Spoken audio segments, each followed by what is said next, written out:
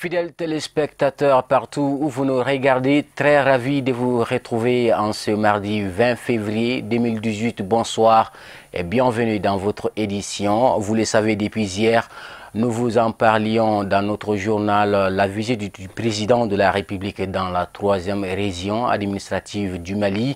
Le chef de l'État Ibrahim Boubacar Keïta s'est rendu lors de son déplacement à Cincinnati, situé à quelques kilomètres de Koutiala, pour l'inauguration de la nouvelle station de traitement et de pompage d'eau potable. C'était en présence de plusieurs personnalités. Le coût de réalisation est estimé à plus de 3 milliards de francs CFA. Hamadou Diallo.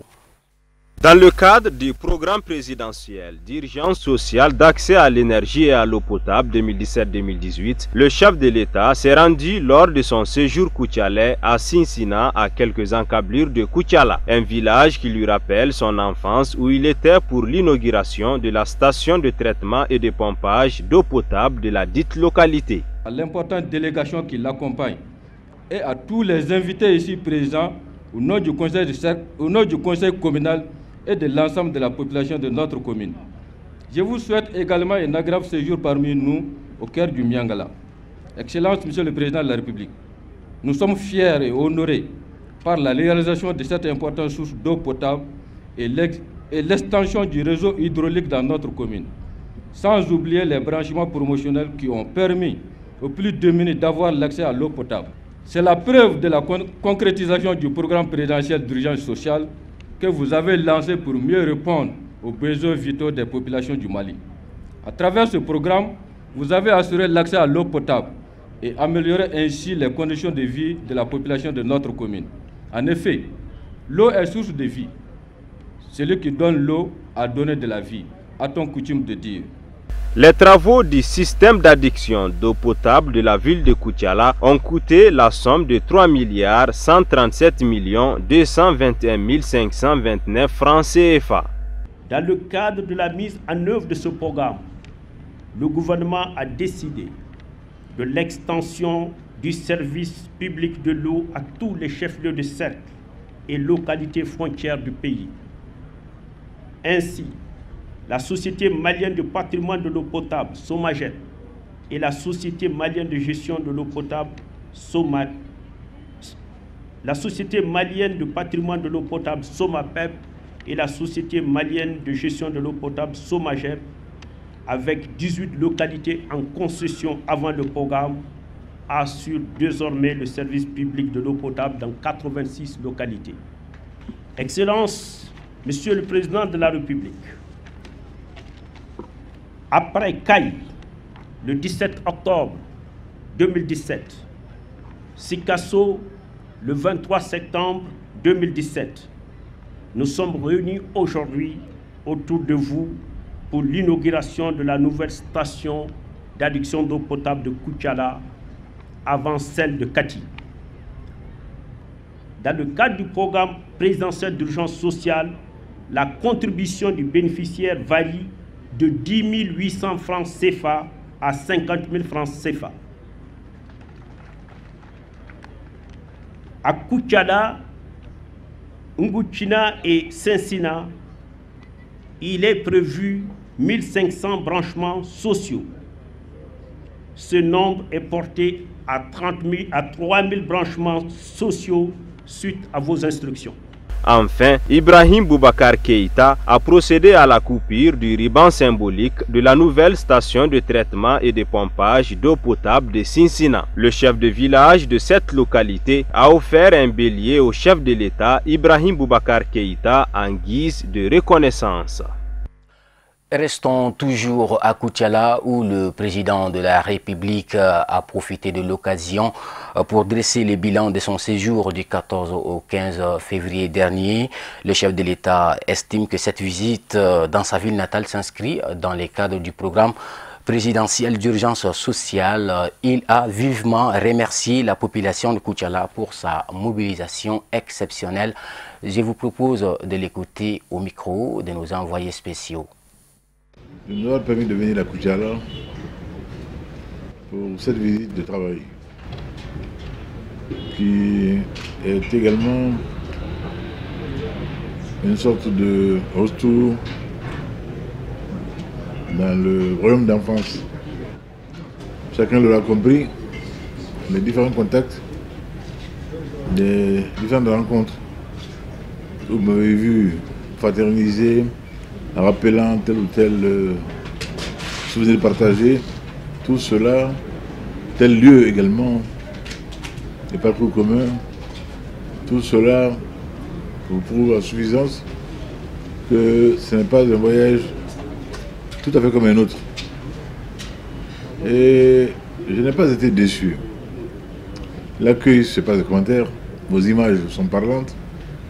Elles l'ont dit à satiété, combien il y a eu de chaleur, comme il y a eu d'engagement de toutes et de tous dans cet accueil de l'enfant du pays qui revient avec beaucoup de modestie, avec beaucoup d'humilité et rendre compte de ce qu'ensemble nous avons pu mettre en chantier, de ce qu'ensemble nous comptons mettre en chantier dans les meilleurs délais pour que des domaines aussi importants pour nous que la santé des populations, que le commerce interpersonnel et le commerce économique également soient plus faciles, par des voies d'accès nouvelles, par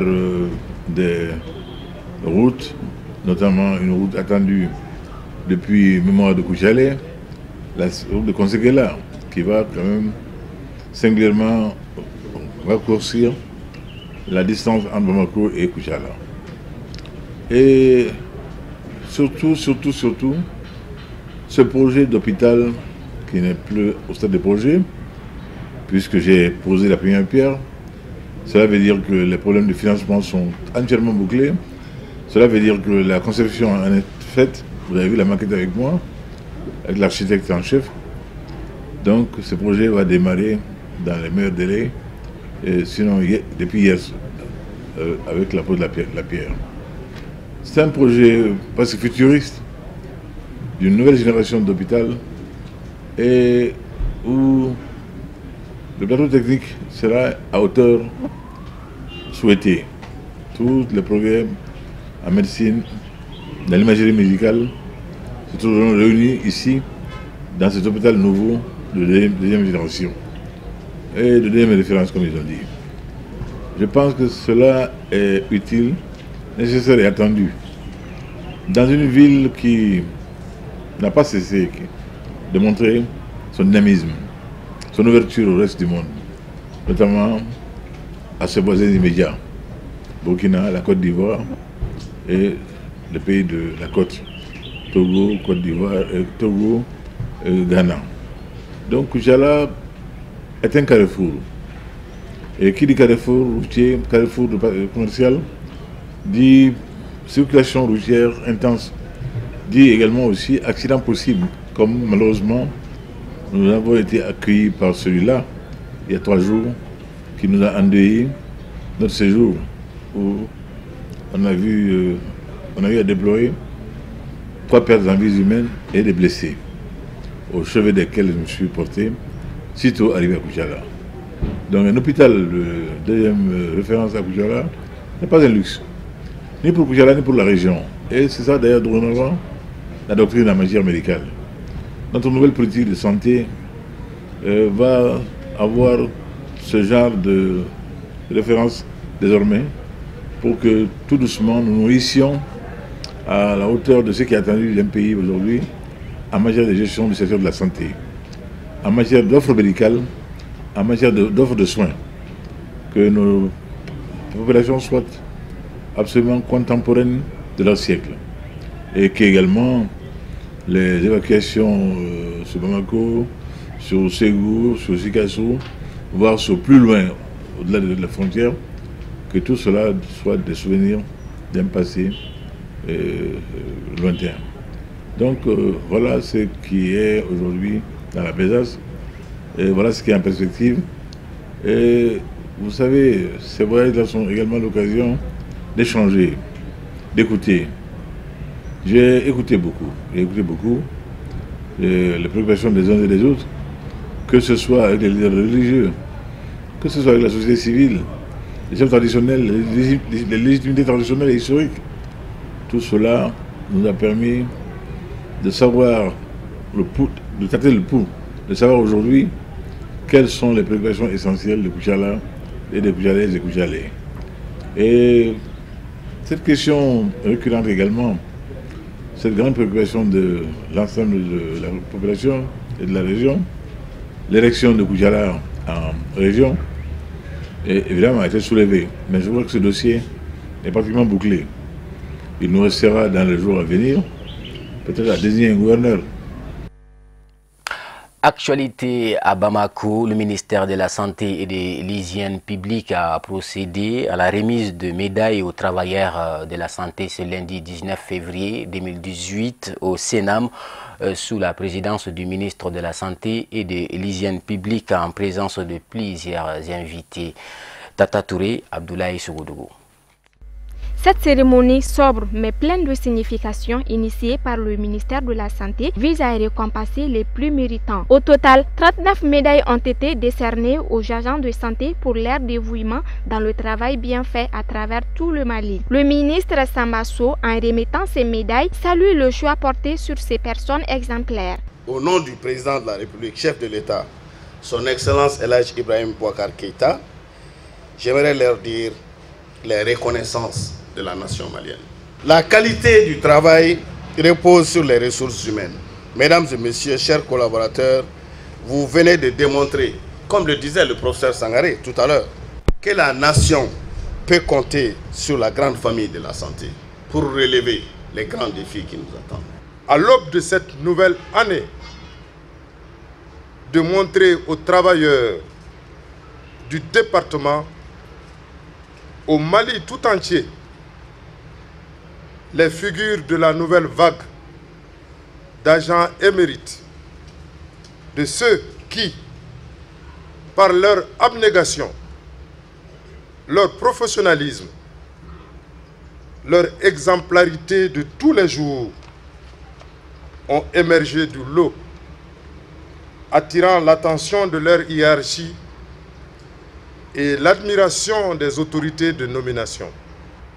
Je trouve toujours un vif plaisir et une grande fierté de prendre part à ces cérémonies qui immortalisent pour les générations présentes et futures l'excellence et le patriotisme que vous incarnez.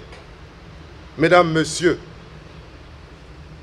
toutes les nations ont à un moment donné de leur histoire ressenti la nécessité de mettre en exergue certaines valeurs communes. Bravoure, ténacité,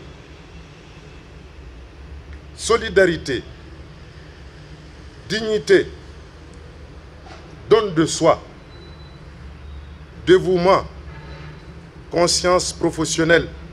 Distinguer les mérites des hommes et des femmes, quel que soit leur domaine d'activité, qui ont fait honneur à leur pays. Les récipiendaires ont manifesté leur profonde gratitude à l'endroit du ministre avant de s'engager à redoubler d'efforts pour mieux faire. Je remercie particulièrement Monsieur le ministre de la Santé et de l'Hygiène publique pour toute l'attention qu'il a accordée à nos récipiendaires, à nous. C'est une grande responsabilité. Nous avons une très grande responsabilité. Comme on le dit, il ne faut pas qu'on dise que tu es un éléphant et demain on dit que tu es un lapin. Alors donc nous avons une grande responsabilité.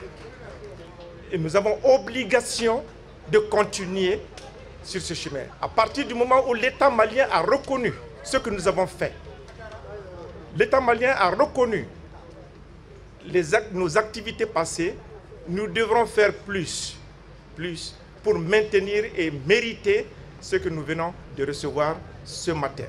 Je crois que alors l'avenir nous dira si nous méritons ces médailles, oui ou non. Vive le Mali, vive la nation malienne, merci à tout le monde. C'est par un cocktail que la cérémonie a pris fin dans un climat très convivial. Reconnaître et remercier le guide spirituel des Ansar, Seyid Cherif Ousmane Madane Haïdara, pour tous ses efforts consentis dans la promotion d'un islam pacifique. Tel était l'objectif d'une visite de courtoisie des femmes de la section Ansar de Bamako. C'était ce lundi 19 février à Bankoni, à Djanguiné-Bougou. Plusieurs personnalités étaient présentes à la cérémonie présidée par le guide spirituel des Ansar. Reportage Mariétou Diallo, Ibrahim Koulibaly. Cette année aussi, les femmes n'ont pas dérogé à la règle en rendant cette visite de courtoisie au guide spirituel des Ansar. Elles sont venues de toutes les sous-sections Ansar du district de Bamako pour témoigner de leur reconnaissance à Seyid Cherif Ousmane Madane Haïdara. Promesse tenue, les femmes ont décerné des attestations de mérite au guide et à toute sa famille. Occasion pour le bureau rentrant de reconnaître également les femmes du bureau sortant pour avoir fait leur mandat dans l'entente et la concorde. À l'instar de toutes les femmes de la Fédération Ansardine Internationale, FADI, nous organisons chaque année cette visite de courtoisie pour remercier notre guide spirituel, son éminence Seyid Cherif Ousmane Madane Haïdara. Ambassadeur de la paix, parrain du mois de la solidarité de 2017, ainsi, l'édition de 2017 a été la meilleure de toutes les éditions précédentes.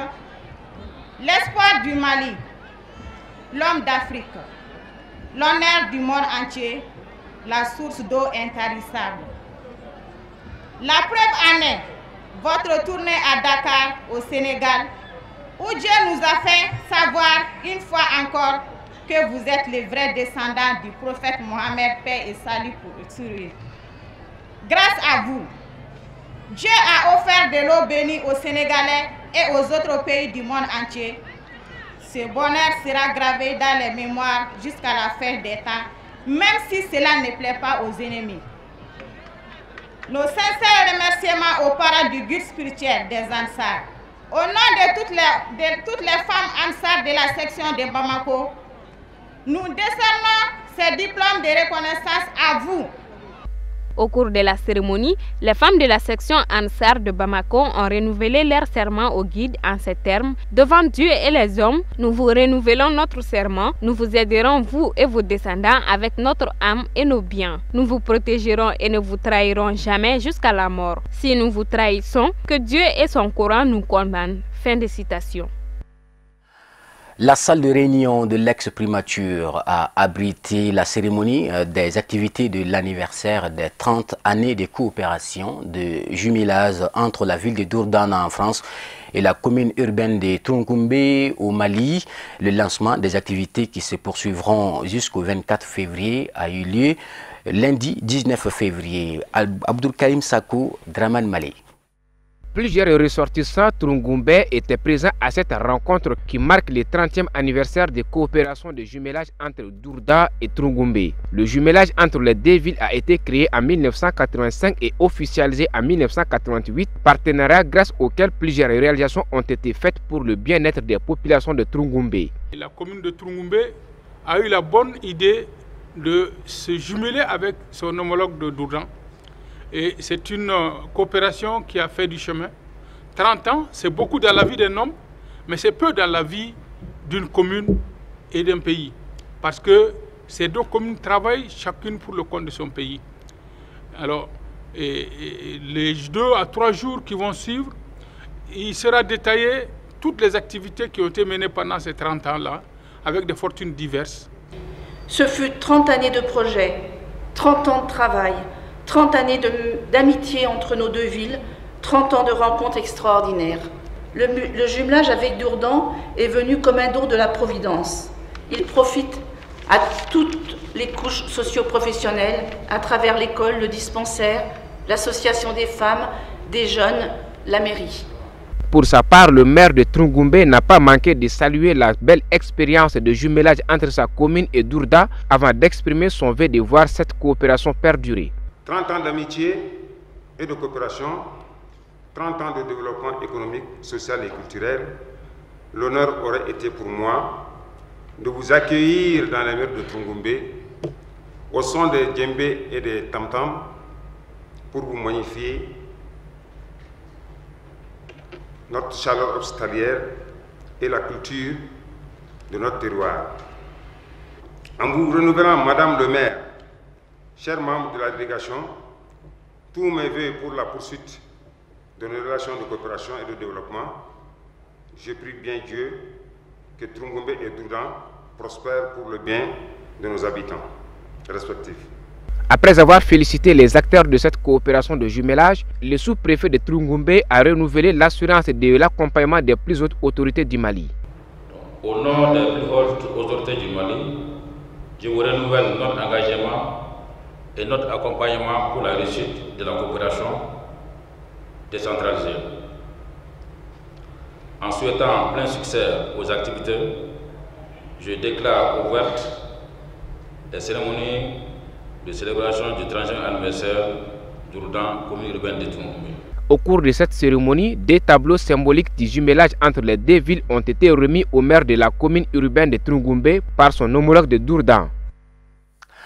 Première édition de la série de rencontres entre le directoire et la base de l'association pour la lutte africaine, l'humanisme, l'intégration, le développement et l'unité, c'est-à-dire l'Aïdou, à la Maison des femmes en commune 5 du district de Bamako. C'était ce samedi 17 février en présence des chefs de village, les autorités administratives et les leaders religieux de la commune 5, Fatoumata Kane. Cette première rencontre du directoire de l'association L'Aïdou avec sa base a vu la participation des militants venus des régions et des communes du pays. L'Aïdou est une association à caractère politique qui contribue au développement des pays africains, particulièrement à la formation des femmes, à l'éducation et à l'emploi des jeunes. L'Aïdou, c'est la lutte africaine pour l'humanisme, l'intégration et le développement. Si vous voyez qu'on n'a pas le logo sous la main, si vous voyez le logo, vous voyez carrément le ruban de Mobius qui montre l'humanisme. Si vous voyez le fond rouge, ça c'est le fond du socialisme international. Et si vous voyez encore le blanc, ça demande la paix. Et aujourd'hui, le Mali a besoin carrément de la paix. N'importe comment, il faut... Le terrorisme qui est là, qui est en train de gangréner notre stabilité, doit être cherché au-delà. Parce que vraiment, l'Aïdou est en train d'œuvrer pour l'intégration de l'Afrique.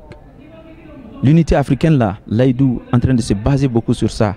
Et il est en train de revoir et comment intégrer nos responsables dans cette idée. L'association est composée des partis politiques et des associations apolitiques visant un seul objectif commun, à savoir la paix, le développement et l'unité. La présente assemblée se situe dans le cadre de la série de rencontres entre le directoire et la base, l'Aïdou.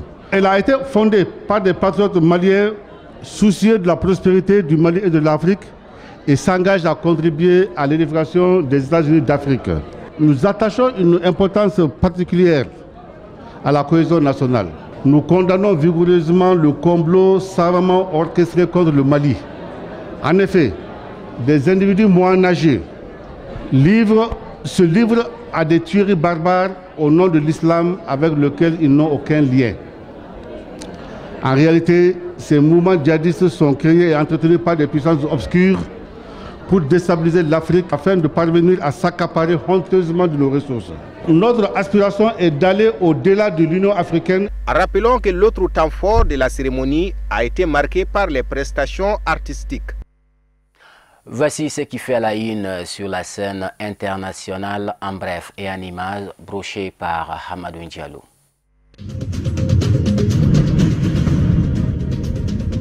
Un gendarme a été tué le 19 février dans des heurts entre manifestants et forces de l'ordre dans la banlieue de Conakry, en Guinée. Les manifestations étaient liées à la grève des enseignants qui réclament de meilleures conditions de travail. Un communiqué du gouvernement menaçant des sanctions disciplinaires et non-paiement des salaires des enseignants grévistes à la fin de ce mois de février a durci la position des grévistes. 2 jeunes ont été tués la semaine dernière dans des affrontements liés à cette grève, tandis que les violences post-électorales ont fait au moins 7 morts depuis le scrutin local du 4 février, dont les résultats se font toujours attendre. En Afrique du Sud, où Cyril Ramaphosa est arrivé au pouvoir le 15 février dernier, le paysage politique est en train de se recomposer. Jacob Zuma, lui, reste totalement invisible depuis sa démission. De nombreuses questions planent toujours sur son avenir, notamment judiciaire. L'immunité présidentielle n'existe pas en Afrique du Sud. Jacob Zuma risque donc de faire bientôt face à la justice. Au total, 783 charges de corruption, de fraude et de raquettes pèsent contre Jacob Zuma. Le parquet doit bientôt dire si des poursuites doivent être engagées contre lui. La crise s'aggrave en République démocratique du Congo pour les évêques catholiques qui ont livré ce 19 février les conclusions de leur assemblée générale extraordinaire. L'occasion de clarifier leur positionnement dans cette crise et notamment leur soutien au comité laïque de coordination organisateur des marches du 31 décembre et du 21 janvier. Si la conférence épiscopale congolaise ne participe pas à l'organisation, elle considère qu'il est pleinement dans la mission des prêtres d'être aux côtés de leurs fidèles dans leur lutte pour l'avènement d'un état de droit.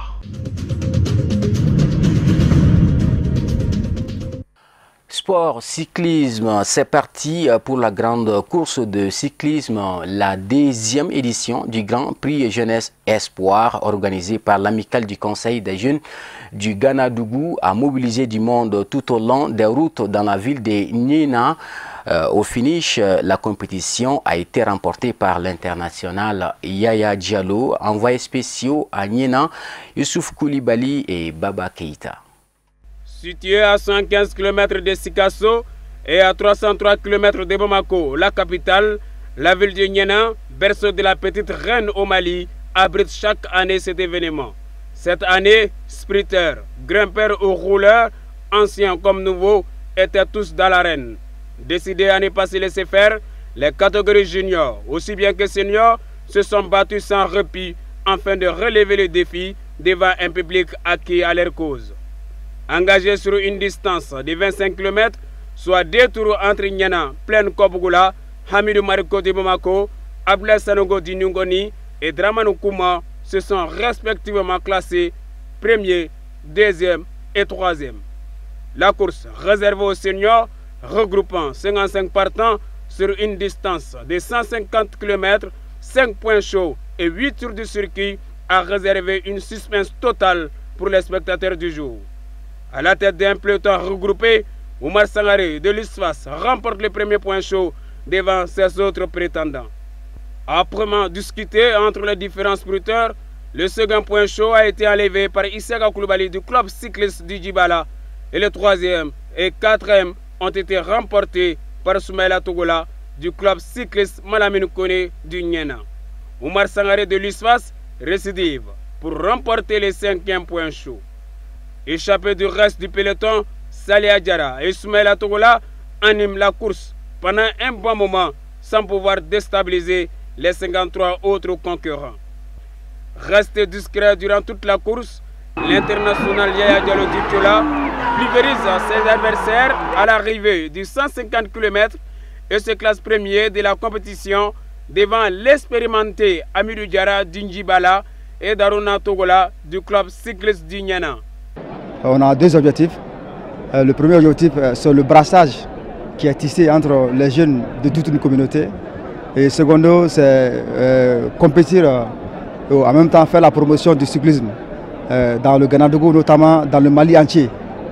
Donc c'est les 2 raisons qui nous poussent chaque année à faire cette compétition.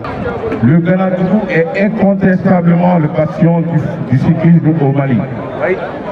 nous fûmes et demeurent les meilleurs dans ce sport. Pour que le Mali sorte la tête haute à la rencontre des nations, il faut une union sacrée autour du cyclisme du Ganadougou. J'avoue que je suis impressionné par l'affluence. C'est vrai que déjà l'année dernière, il y avait une très grande affluence. Mais cette année, c'est encore plus. Il y a une affluence, vous avez vu vous-même, hein, il y a un engouement, il y a un intérêt réel de toute la population du Ganadougou et des populations avoisinantes pour le cyclisme. Et le cyclisme tend à être un sport au roi, pas seulement pour le Ganadougou, mais pour tout le cercle de Sikasso, voire pour toute la région de Sikasso. L'organisation d'un tel événement sous-entend qu'il y a la paix, il y a l'entente, il y a la cohésion ici. Même si tout n'est pas rose, sur le plan social, il y a des remous, il y a des petites tensions intercommunautaires. Moi, je m'aimerais profiter de ce micro pour appeler la jeunesse à nous appuyer dans le règlement de ces litiges. Donc, je lance un appel vibrant aux organisateurs de cet événement d'essayer d'organiser au mieux la course. Vous voyez, il y a trop de cyclistes et il y a trop d'accompagnateurs aussi.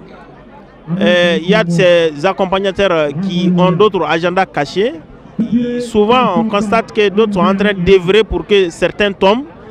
Bon, vous savez, le goudron, c'est pas comme ça. Les remises des prix, les danses folkloriques ont meublé cette deuxième édition du Grand Prix Jeunesse Espoir de l'amicale du Conseil des jeunes du Ganadougou. C'est avec cette page sportive que prend fin votre édition de ce mardi 20 février 2018. Merci à vous, fidèles téléspectateurs, de l'avoir suivi. Dans moins de 2 heures, vous avez rendez-vous avec Ousmane Sogoré pour le journal en langue nationale Bamanankan. Excellente suite de programmes sur Chef la télévision et à la semaine prochaine, Inch'Allah.